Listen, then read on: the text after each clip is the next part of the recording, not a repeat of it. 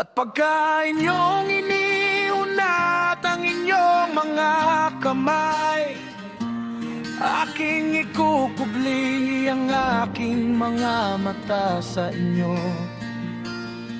Oh, pagka kayo'y nagdarasal ng marami, hindi ako makikinig. Ang inyong mga kamay ay puno ng dugo.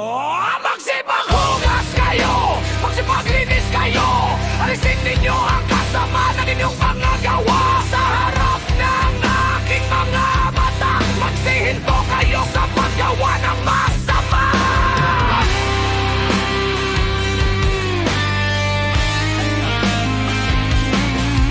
Magsiaral kayo na gumawa ng mabuti. Hanapin ninyo ang kahatulan, inyong pangalagaan ang nabibigati. Inyong hatulan ang ulila, inyong ipagsanggalang ang balon.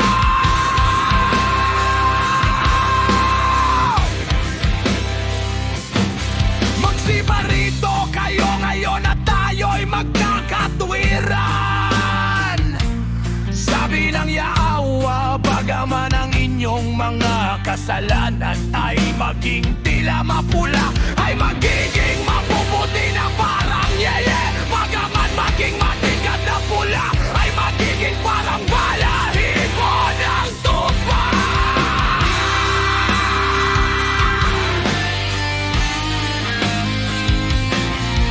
Kung kayo'y magsisitalima at mga kinig, kayo'y magsisikain ng mabuti sa lupa.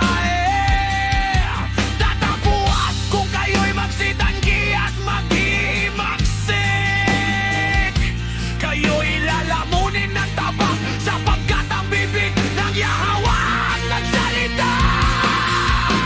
Paano nga tapat na bayan ay naging patutot? Siyang puno ng kahatulan, ang katuwiran ay tumatahan doon. Tatapuan kayo'y mga mamamatay tao. Ang iyong bilang ay naging daga, ang iyong alak ay hinaluan ng tubig. Ang iyong mga prinsipe ay mga suwail, at mga kasabwat ng mga magnanakaw. Bawat isa sa kanila ay umiibig sa mga suhol at humahabol sa mga handog. Hindi nila hinahatulan ng usap ng ulila, o dumarating man sa kanila ang usap ng baw. Kaya sabi ng Yahweh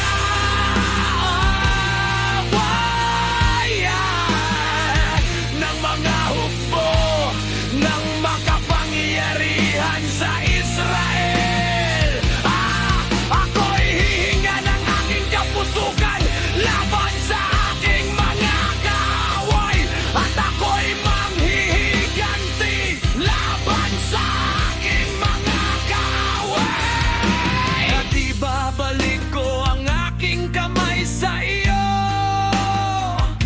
at tunay na dadalisayin ko ang iyong daga na parang sa pagpapalinis. At aking alisin ang lahat mong lama by 366.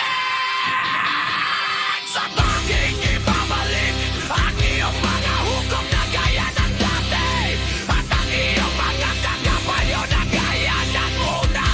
Pagkatapos ay ikaw ay tatawagin bayan ng katuwiran, tapat na bayan. Ang Siyón ay matutubos ng kahatulan, at ang kanyang